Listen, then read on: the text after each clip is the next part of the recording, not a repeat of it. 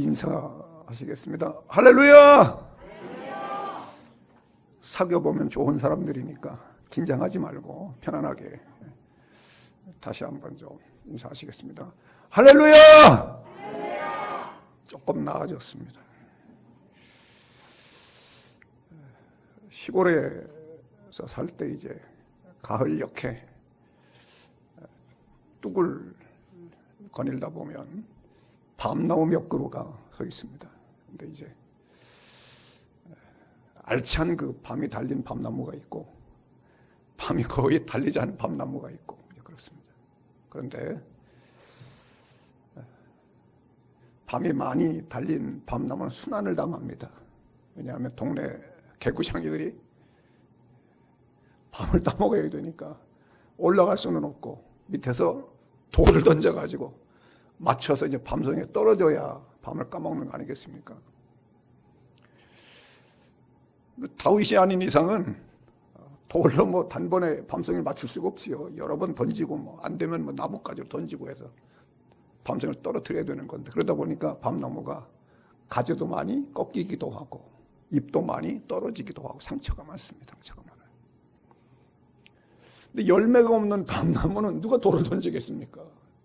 딸 밤송이가 없는데 상처는 없지요. 없습니다. 교회가 열매가 없는 교회가 뭐 있을까마는 있다고 생각을 하면 그런 교회는 상처들이 없습니다. 그러나 뭔가 믿어보려고 하고 바르게 다듬어 보려고 하고 성경대로 세워보려고 하면 상처가 많습니다. 악한 또 영들이 그냥 놔두질 않아요. 안과 밖에 상처가 많습니다. 교회는 상처가 많은 교회가 어쩌면 열매 맺는 교회일 수도 있습니다. 지금까지 교회 역사를 바라보면 교회만큼 내외적으로 상처가 많은 공동체가 없거든요. 일단은 교회는 교인들을 받아들일 때 기준이 없습니다. 어느 공동체든지 그 공동체 일원이 되려면 기준이 있어야 되잖아요. 기준에 합당하면 받아들이는 거고 합당하지 않으면 받아들이지 않는 거고, 교회는 기준이 없습니다. 그러다 보니까 교회 내적인 문제가 발생할 수도 없는 게 교회의 원래 모습이에요.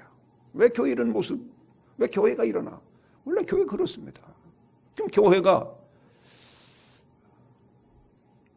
도덕적 수준이 일정한 기준을 충족시켜야 교회를 받아들입니다. 뭐 이런다든지 일정한 인격적인 자격이 돼야 받아들인다든지 기준을 정해놓으면 좀 낫겠지요. 교회는 기준을 정할 수가 없어요. 그러다 보니 표현상 인격적으로 아주 안 믿는 사람보다도 더 격이 낮은 분들이 올 수도 있지요. 도덕적으로 안 믿는 분들보다 훨씬 더 못한 분이 올 수도 있지요.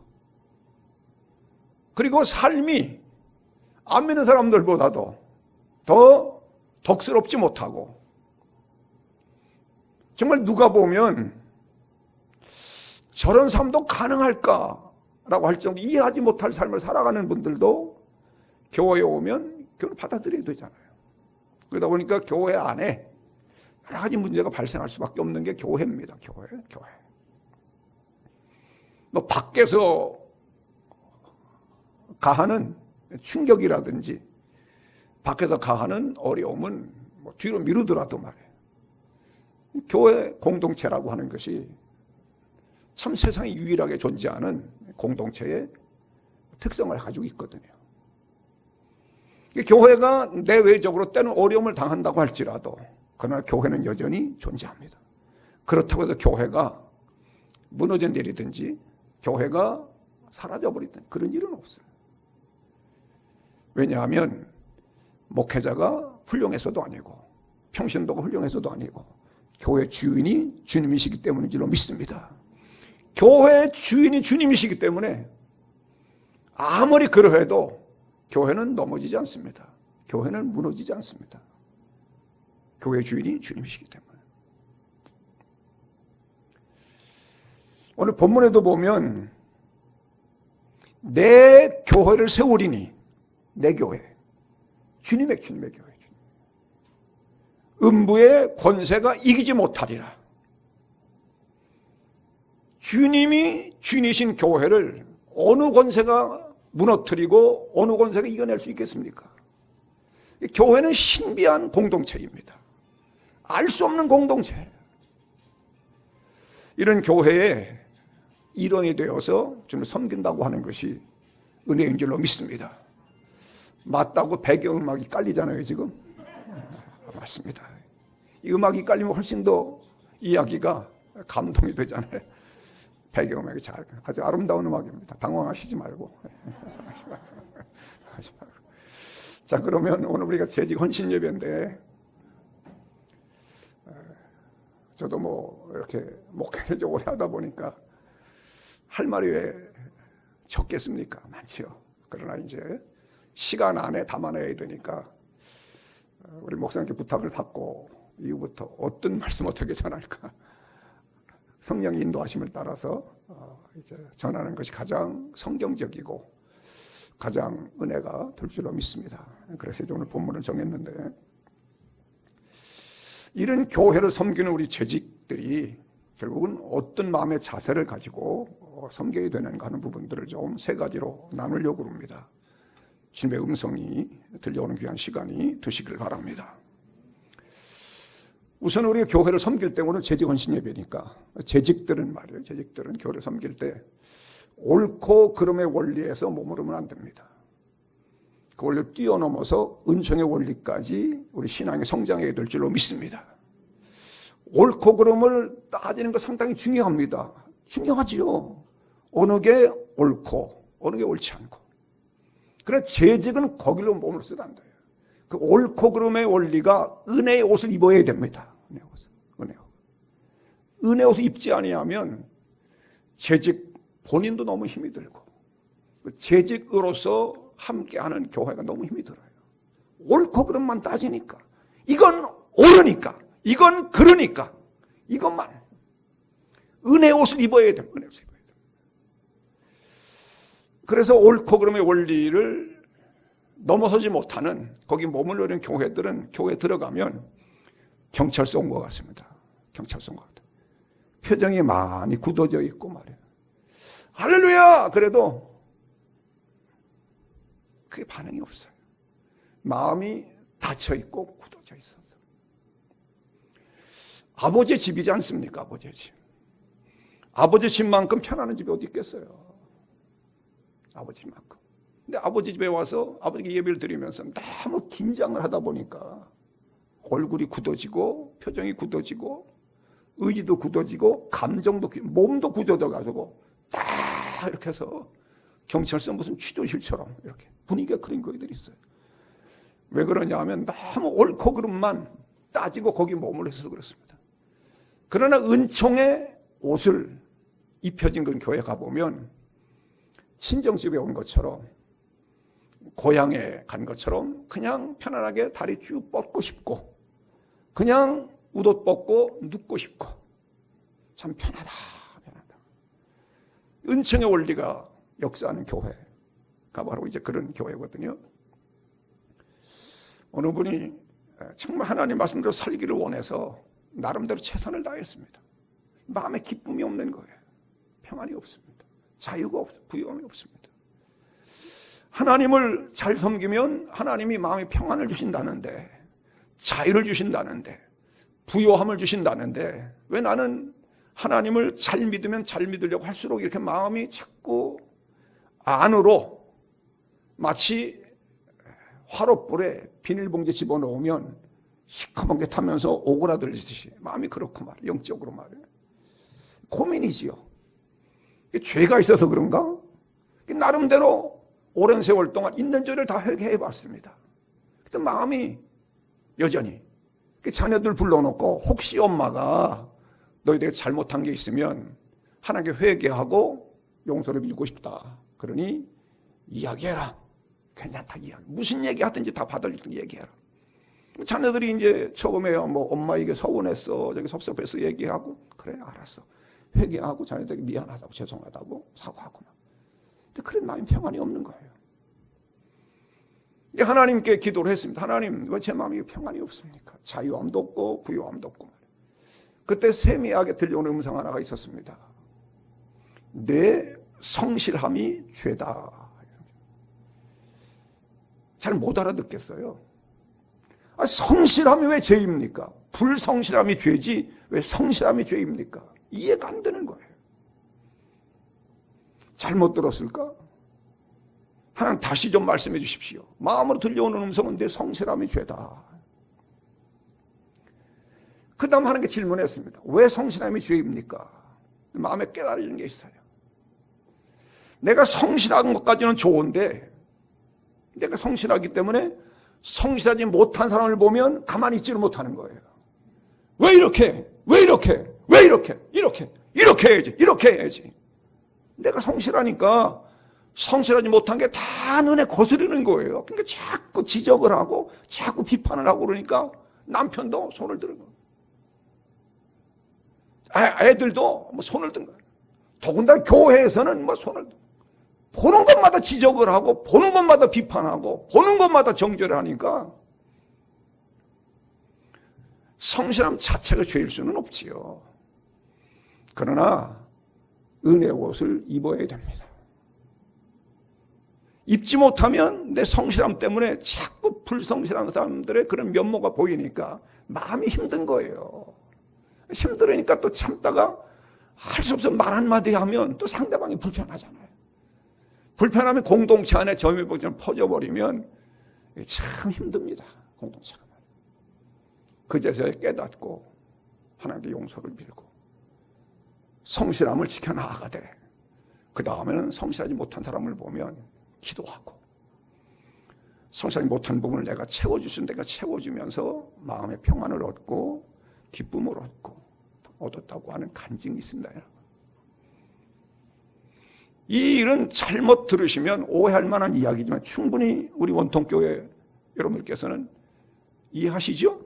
무슨 교훈인지 말이에요.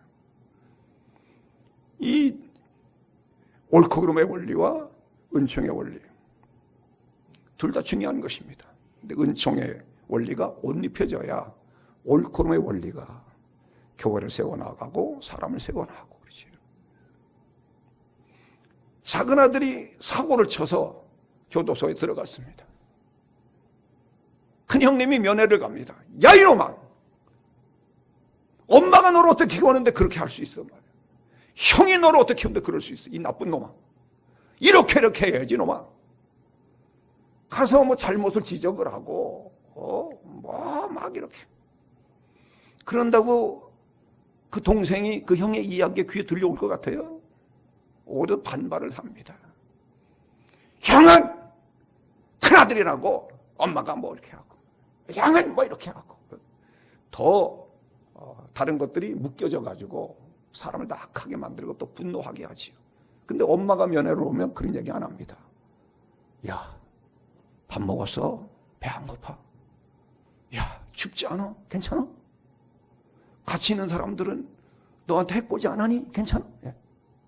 절대로 엄마는 면회 가가지고 너 뭐 엄마가 어떻게 키웠는데 그렇게 할 수 있어? 너 뭐 이런 얘기 안 합니다. 배고프지 않느냐? 춥지 않느냐? 아프지 않느냐? 누구의 말을 듣고 그 아들이 마음에 감동을 받겠습니까? 누구의 말을 듣고 눈물을 흘리겠어요? 누구의 말을 듣고 변화가 되겠습니까? 저런 엄마 내가 다시는 가서 범죄하지 말아야지 변화가 되는 거거든요. 여러분. 옳고 그름이 필요 없다는 얘기가 아니라 은혜의 옷을 입어야 될 줄로 믿습니다. 우리가 이제 그 십자가를 즐거운 교환의 장소라고 신학자들이 이야기를 하지요. 즐거운 교환. 여러분들이 뭐 교환할 어떤 일이 있을 때 뭐 좋은 것 이렇게 교환해 오면 좋으시죠? 십자가는 즐거운 교환의 장소죠. 왜 그러냐면 하나님이신 예수님께서 오실 때 하나님의 것을 가지고 오셨습니다. 하나님의 것. 그리고 우리는 우리의 것을 가지고 가는 거예요. 그래서 교환을 하는 장소가 십자가. 하나님은 구원을 가져오셨고 영생을 가져오셨습니다. 죄 사함을 가져오시고, 우리는 죄를 가져가고 허물을 가져가고 못난 못된 가져갑니다. 십자가 위에서 교환이 돼요. 그래서 우리는 주님이 가져오신 거, 구원을 얻게 되고 영생을 얻게 되고 죄사함 받게 되고 천국을 소망하게 된 줄로 믿습니다. 주님은 그거 가져가셔서 죄인 되셔서 십자가를 못 박혀서 돌아가셨잖아요. 왜 그분이 십자가에 못을 박혀야 됩니까? 왜 그분이 조롱을 당해야 됩니까? 왜 그분이 비난을 당해야 됩니까? 하나님이신데. 우리 것 가져가셔서 그걸 까닭이 된 거 아니겠습니까? 십자가를 믿는 성도라고 그러면 우리도 옳고 그름에 원리에 매여 있지 말고, 내가 정말 십자가의 사랑을 깨닫는 자이고 누리는 자이라고 그러면 우리 특별히 재직들은 말이에요, 성도들의 허물을 내가 가져오고 실수를 가져오고 모자람을 가져오고 그 내가 담당하는 것입니다. 그리고 내 것을 가져갈 수 있도록.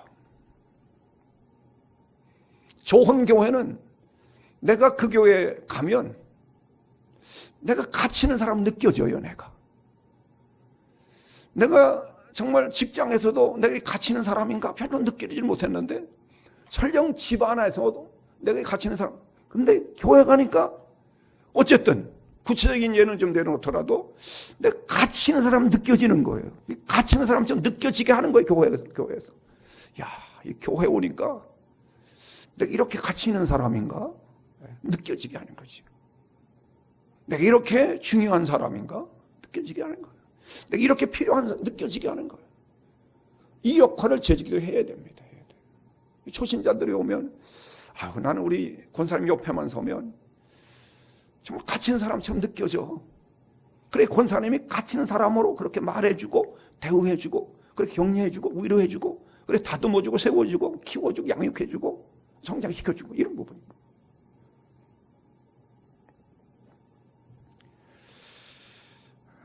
우리 재직들이 지금까지 잘 해오셨지만 옳고 그름의 원리는 분명히 있어야 됩니다. 그러나 은총의 옷을 입으시기를 바랍니다.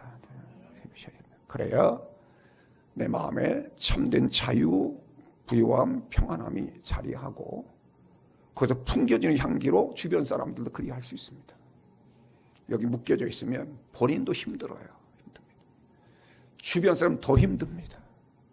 부모 자녀 사이가 그런 사이면 아이들 힘들어요. 힘듭니다. 힘들어요.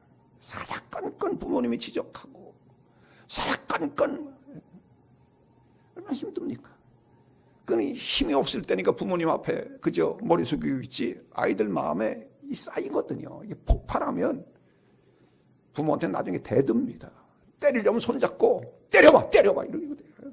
그럼 부모님은 내가 난 자식이 어떻게 이렇게 됐나 깜짝 놀라지요. 놀라기는 몰라. 그렇게 키워놓은 거지 부모가. 괴물로 키워놓은 거지. 두 번째 원리는 이제 본능의 원리보다는 죽음의 원리. 이 죽음의 원리는 자기 부인의 원리라고 이렇게 얘기할 수도 있겠지요. 죽음의 원리. 바울이 고백한 고백 가운데 우리 세 가지 좀 간단하게 좀 첫째는 한번 따라했으면 좋겠습니다. 고린도 전서 15장 31절 말씀인데, 나는 날마다 죽노라. 바울은 늘 깨어서 눈을 뜨면 나는 날마다 죽노라. 왜냐하면 바울도 본능 있잖아요. 본능. 이 본능의 원리에 머물러서는 안 되고 죽음의 원리를 옷 입어야 되는 건데, 이 죽음의 원리를 옷 입는다고 해서는 내가 이 우도 벗어놨다 입었다 하는 게 좀 간단한 문제가 아닙니다. 이 문제는 문제. 그래서 날마다 그렇게 고백하고 자기를 그 고백에 붙잡아 매고 성령 기름 부음을 또 사모하고, 이 뭐 자기 힘으로만 되는 건 아니지요. 성령의 기름 부심이 있어야 가능한 것이지요. 이런 부분들, 나 날마다 죽노라는 고백들. 또 하나는 갈라디아서 6장 17절 보시면 한번 따라 하시겠습니다. 내가 내 몸에 예수 흔적을 가졌노라. 내 몸에 예수 흔적을 가졌다는 것입니다. 교훈적인 얘기입니다. 실제 있었던 얘기는 아니고 교훈적인 얘기인데, 천국 문에 이제 들어갈 때 흔히 그런 얘기 하잖아요. 뭐 베드로 기타 등등 천사들이 나와서 천국에 들어갈 자와 들어가지 못할 자를 구분하는 교훈적인 얘기예요. 실제 얘기는 아니고 교훈적인 얘기. 교훈을 이제 중요해요. 근데 베드로하고 천사들이 천국문에서 옷을 벗겨보는 거예요. 웃옷을 벗겨보는 거예요. 옷을 벗겨고 나서 천국에 들어가도록 인도하는 사람이 있는가 하면 또 들어가지 못하도록 막아서는 사람이 있고, 도대체 옷을 벗겨가지고 뭘 어떻게 하는가 보니까 옷을 벗겨와서 이 어깨에 십자가의 흔적이 있는 사람들은 들여보내는 거고, 흔적이 없는 사람들은 들여보내지 않는 거고. 교훈적인 얘기예요. 자꾸 제가 강조하는 것은 어디 가서 그런 얘기 해보지 마세요. 야, 천국 가면 옷 벗겨본데 또 이런 얘기 하시지 말고. 교훈적인 얘기. 정말 세상 다는 동안 어깨가 십자가인이 박일 정도로 말이에요. 이건 뭐 꼭 육체의 어떤 그런 상흔을 이야기하는 건 아니지요. 마음의 이제 상흔을 그렇게 이제 표현하는 거지. 마음은 안 보이니까 보이는 육체를 예를 들어서 이야기하는 거지. 십자가 지고 또 지고 지고 또 지고. 십자가 아주 상흔이 여기 박히고 말이야. 그런 십자가 진 경험이 없어서 전혀 뭐 우리가 일도 그렇잖아요. 많이 일하는 분들 손을 보면 손이 펴지지도 않아요. 이렇게 아주 딱 굳어지고 말이에요. 손톱 밑이 아주 그 검은 물로 물이 들어있어서. 그리고 그 손가락 하나하나에 새겨진 고랑들이 밭고랑처럼 고랑이 생겨지고, 이 손의 주름들이 이분이 평생 논 갈고 밭 갈고 이 밭고랑 같구나. 그 손이. 손을 보면 험한 일을 한 사람, 안 한 사람 표시가 나잖아요. 이 어깨를 보면 십자가를 진 사람에서는 표시가 나겠지, 여러분. 예수의 흔적이라는 게 흔적. 구체적으로 그 이야기를 다 담아낼 수는 없지만, 우리 하나님의 재단을 제대로 섬기려면 얼마나 많은 아픔이 있고, 얼마나 많은 고통이 있고, 얼마나 힘든 부분이 있겠습니까? 그러나 주님을 생각하고 묵묵히 진 사람들은 그 마음에 십자가의 흔적이 남는 거지요. 흔적이 어디 가겠습니까? 사람 눈에 볼 때는 보이지 않지만 불꽃 같은 주님의 눈동자로 볼 때는 그 흔적이 다 살아있는 줄로 믿습니다. 그러니까 이런 교훈적인 얘기를 할 수 있는 거지요. 내가 내 몸에 예수 흔적을 가졌다는 것. 예수님의 흔적을 많이 갖는 재직들이 되시기를 바랍니다. 세 번째는 골로새서 1장 24절에 보시면, 그리스도의 남은 고난을 그의 몸된 교회를 위하여 내 육체에 채우노라. 주님께서 남겨놓으신 고난이 있습니다. 그 고난을 하나하나 내 육체에 채워 나아가는 것, 바로 이런 부분들을 우리가 이제 종합해서 어떤 본능의 원리가 아니고 죽음의 원리, 이런 이야기를 하는 것이지요. 순환절이 와서 어느 교회 청년들이 순환극을 했습니다. 뭐 연습하고 기도하고 했으니까, 또 청년들이니까 얼마나 잘하겠습니까? 근데 특별히 그 순환극 가운데 십자가를 지고 골고다 오르시는 예수님 역할한 청년의 그 역할이 얼마나 참 감동스러우고 사실적인지 다 눈물을 흘리고 너무너무 감동을 받았습니다.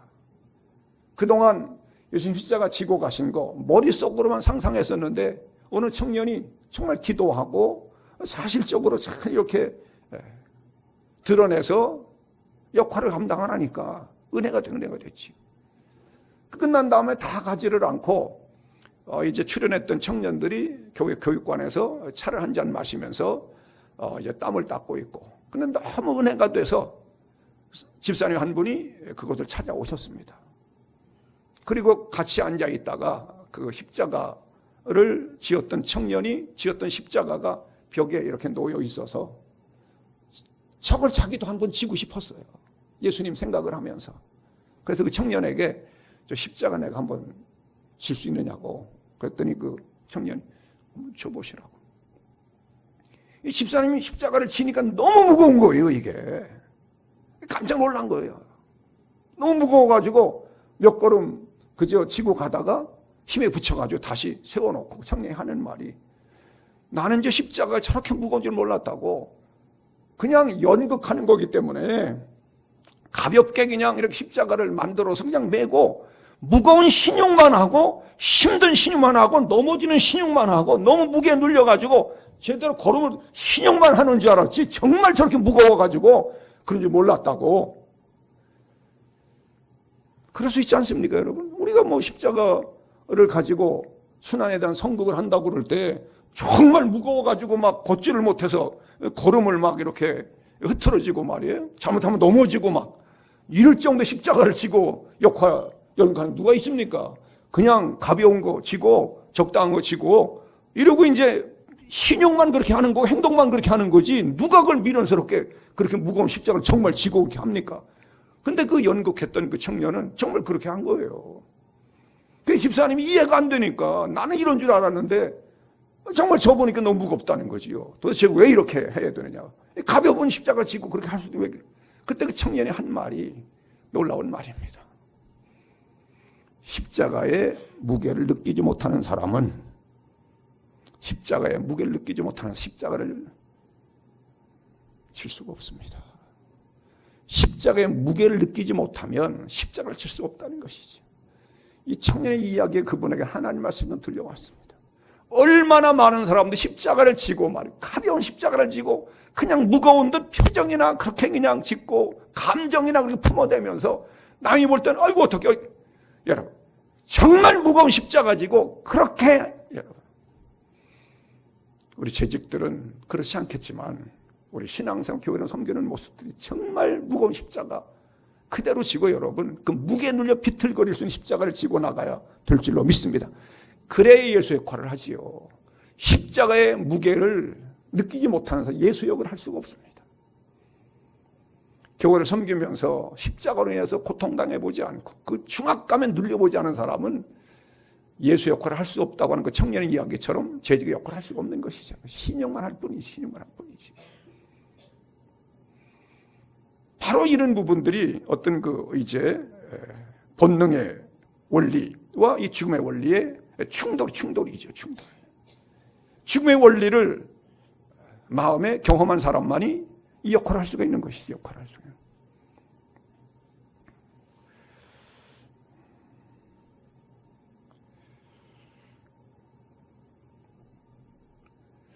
마지막 세 번째는 이제 감정의 원리보다는 순종의 원리를 따라서 교회를 섬겨야 될 줄로 믿습니다.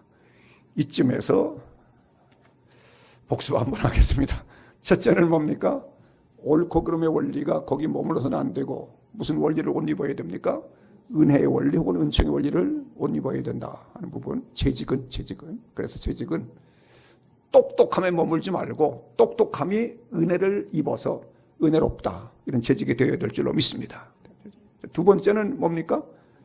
본능의 원리. 다 본능이 다 있죠, 사람이. 그러나 거기 머물러 있지 말고 죽음의 원리 혹은 자기 부인의 원리가 옷 입혀져야 된다. 그래서 이 재직들은 죽음의 원리로 옷 입혀지고 자기 부인의 원리로 옷 입혀진 사람이라야 제대로 예수 역할을 할 수 있듯이 재직 역할을 할 수 있다. 이 부분 말씀드린 거고. 자, 마지막 세 번째는 본능의 원리. 다른 본능이 있죠, 본능. 두 번째, 세 번째 이제 뭡니까? 감정의 원리가 순종의 원리를 옷 입어야 될 줄로 믿습니다. 감정은 다 있지, 감정은 다 있지. 자, 이런 이야기 한번 좀 나눠볼까요? 잘 한번 들으시고 제가 질문할 때 그때 질문에 답을 하셔야 설교가 끝납니다. 질문을 못 하시면 그 대답하실 때까지도 설명을 다시 해야 되니까 시간이 자꾸 이렇게 연장이 되니까 한 번에 끝나는 게 좋지요. 한 번에. 다 그러시다고 이제 그러시니까. 하여튼 뭐 마스크 때문에 뭐라고 말씀하시는지 모르겠지만 다 그렇게 하셨다고 생각을 하고 한 번에 잘 한번 들으셔야 됩니다. 이 감정의 원리 그리고 순종의 원리 상당히 참 중요한 부분인데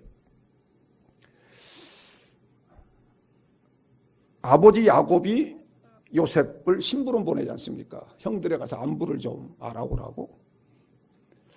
근데 그 야곱에게 이 요셉은 특별한 아들이잖아요. 그런데 뭐 지금처럼 무슨 차를 타고 가는 것도 아니고 뭐 대중교통선 일하는 것도 아니고 그 당시에 참 옛날 살아봤던 분 다 아시지 않습니까? 산 넘고 물 건너 쉽게 뭐 도적대들도 있을 수가 있는 거고 또 가다가 광야에서 원치 않은 또 이런 사람 해치는 짐승을 만날 수도 있는 거고 여러 가지 위험 요소가 있잖아요. 그러면 그런 험한 길을 종들을 보내지. 종들을 보내. 왜 그렇게 참 야곱이 사랑한다고 하는 그 요셉을 왜 보냈을까? 이 감정적으로 말이에요. 왜 우리 아버지는 나를 이렇게 보내고 종들을 보내서 충분히 알아오면 될 걸 꼭 나를 보내가지고 왜 이렇게 힘들게 하나? 무슨 가야 되고 뭐 가는 길이 쉽지 않으니까 말이에요. 이 참 감정으로 따질 때에는 이 아버지에 대해서 좀 서운할 수도 있고 이렇게 이럴 수 있어요. 그러나 이제 순종을 해서 가는 거지. 순종의 원리 그래서 중요한 건 이제 가는 거지요. 갔습니다. 뭐 이야기는 뭐 다 앞뒤 잘라내고 형들이 어떻게 죽이려고 하다가 어떻게 죽일 수는 있느냐? 이게 팔아버리자 해가지고 애굽으로 팔아버린 거잖아. 팔아버린 거. 감정의 문제로 생각을 하면 아니 도대체가 형들이 피를 나는 형제들이잖아요. 어머니는 다르더라도 아버지는 하나이니까 말이에요. 근데 어떻게 아무리 미워도 어떻게 죽이려고 그러고 보통 문제 아니잖아요. 죽이려고 그랬으니까. 그리고 또 그러다가 또 이제 구덩이에서 꺼내서 이제 팔아버림. 지금이야 외국이 낯익지만 이때 외국 그러면 어디 있는지도 모르고 살아 돌아올지도 모르고 이건 사실은 죽음의 길로 가는 거죠. 그것도 노예로 종 팔려간다는 거지. 이게 팔려가는 거지, 팔려가는 거. 근데 결국은 어떻게 팔려가지 않습니까? 팔려가는. 그 애굽에 이제 뭐 경호실장 정도 되는 보디발의 집에 팔려가지요. 팔려갑니다. 팔려가서 정말 죽을 고생을 해가지고 이래서 뭔가 좀 주인에게 좀 눈에 들고 그래서 가정 총무를 맡기고 뭔가 살아갈만 하니까 이 보디발의 아내가 또 이게 등장을 해가지고 누명을 씌워서 누명도 참 이게 변명하기 힘든 누명입니다. 이 누명은 말이에요. 네? 누명. 그런데 이제 그래서 어디 가게 됩니까? 감옥에 가야 돼. 감옥에 가야 되잖아. 감옥에 가요. 이 감옥에 가는 이런 신세감. 그 여정 하나하나 아버지가 심부름 보내는 과정들, 형이 또 죽이려고 하는 과정들, 또 노예로 팔아버리는 과정들, 또 어떻게 해서 좀 주인의 눈에 들었는데 그 처가 또 등장을 해서 누명을 씌워서 옥에 또 들어가는 이런 어떤 과정들 말이에요. 옥에 가서 술 맡은 관원장, 떡 맡은 관원장을 만났는데 꿈을 해몽해주고 떡 맡은 관원장은 해몽한 대로 이제 목이 달려 이제 죽었고 술 맡은 복직이 됐거든요. 복직이 되면 자기의 억울한 사정을 이해하기 위해서 여기서 나가도록 해준다고 약속을 했거든요. 2년 동안 캄캄합니다. 캄캄해요. 이렇게 보면 신보를 보는 아버지도 죽이려고 했던 형도 팔아버린 형도 그리고 보디발의 처도 아무리 처가 그런다고 해도 자기한테 변명할 기회는 줘야지 그주지 않고 자기 아내 말만 듣고 지목에 집은 보디발도 그렇고 또 만난 그 술 맡은 관원장도 꿈 해몽한 대로 되면 바로에게 억울한 사정을 알려서 구해준다더니 2년 동안 깜깜소식이고 이 다 참 이 요셉의 인생길은 왜 그렇게 이런 사람들만 만나는지 말이에요. 왜 이런 사람만 만나는지 말이에요. 너무 이 불편스럽고 너무 힘든 상황이지 않습니까? 그런데 여러분, 우리가 이제 지금부터 이제 문제를 냅니다. 이걸로 맞춰야 이제 끝나요. 아니면 다시 이제 또 이거 설명해야 되니까. 자, 그런데 요셉이 히브리에서 잡혀온 노예잖아요. 노예. 그 당시 바로는 신적인 존재잖아요. 신적인 존재. 여러분, 바로를 아무나 만나 주겠습니까? 바로가 아무나 부르겠습니까? 신적인 존재인데 바로는 아무도 만나주지도 않을 뿐더러 아무를 부르지도 않습니다. 꿈을 해몽할 사람들은 바로의 궁중에 얼마든지 많이 있습니다. 대단한 점성술가 대단히 있습니다. 그런데 그 히브리 그 노예로 팔려온 요셉이 여러분 바로 앞에 서게 된 이유는 누구 때문에 섰을 것 같아요? 뭐 어떤 분은 발빠르게 하나님의 은혜요. 아니 맞는 얘기입니다. 그거 묻는 거 아니고 뭐 다 아는 건 뭘 물어요. 모르는 거 묻는 거지. 누구 때문에 거기 서게 된 겁니까? 신적인 바로 앞에 히브리서 잡혀온 보디발이 서게 되잖아요. 바로의 꿈을 해몽하잖아요. 근데 이 요셉이 조금 힌트를 드려야 되겠네. 꿈을 잘 해몽한다는 걸 세상의 바로가 어떻게 알고? 애굽의 사람이 한두 사람입니까?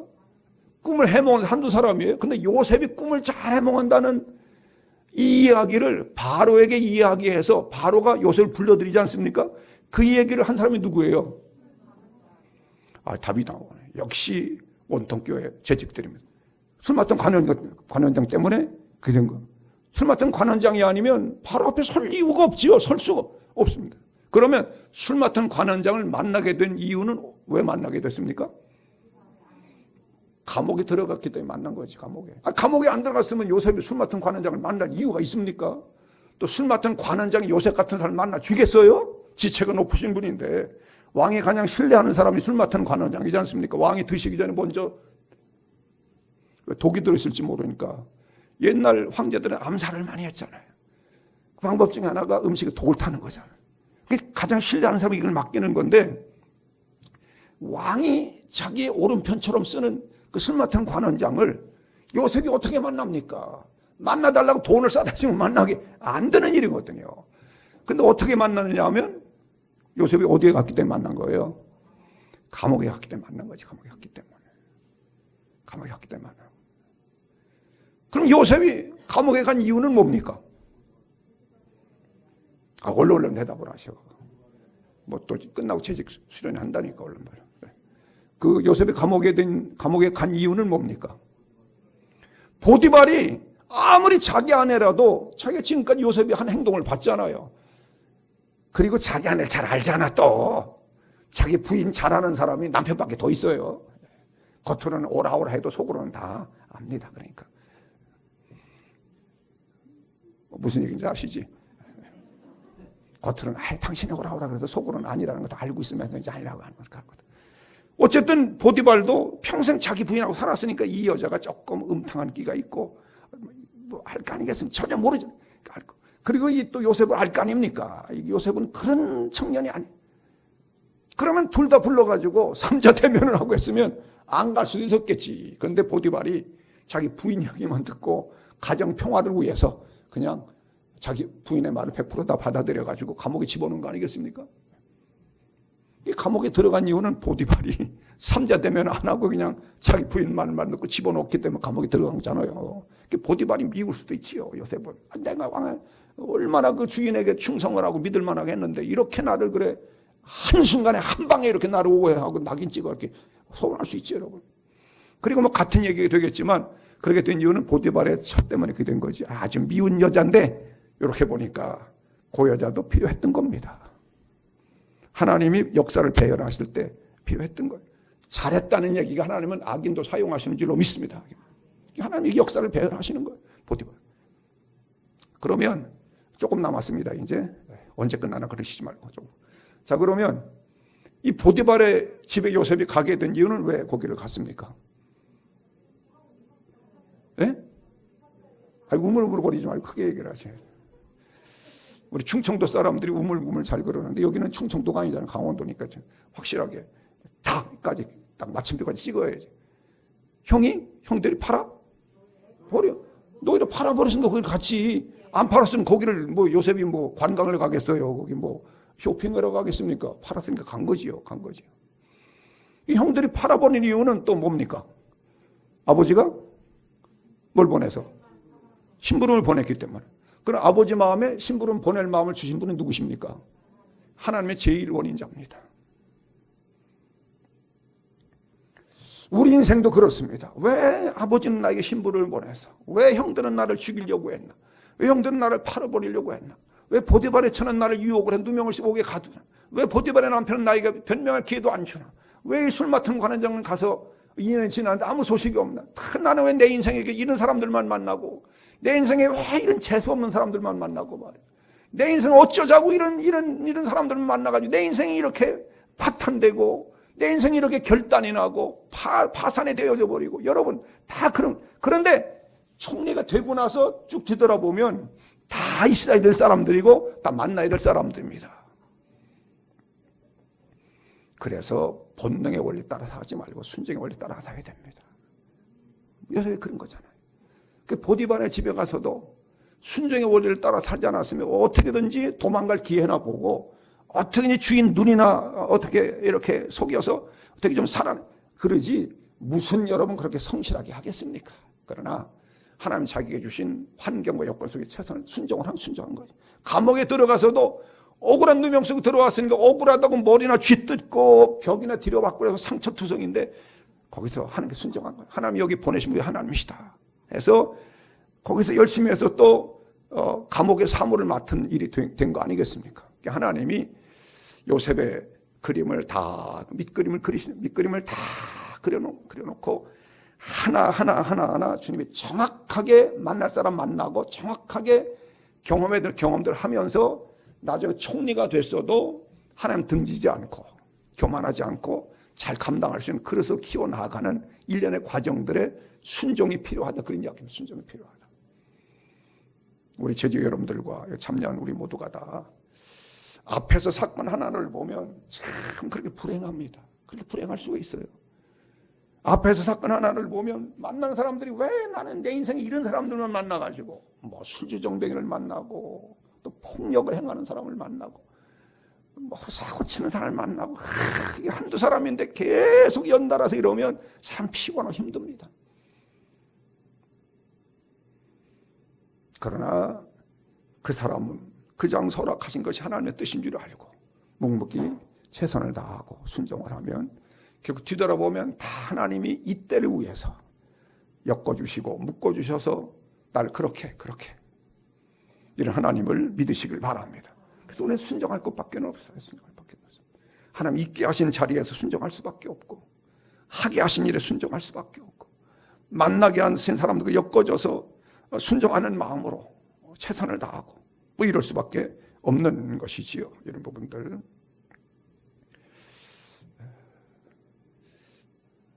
말씀을 좀 마무리하도록 하겠습니다.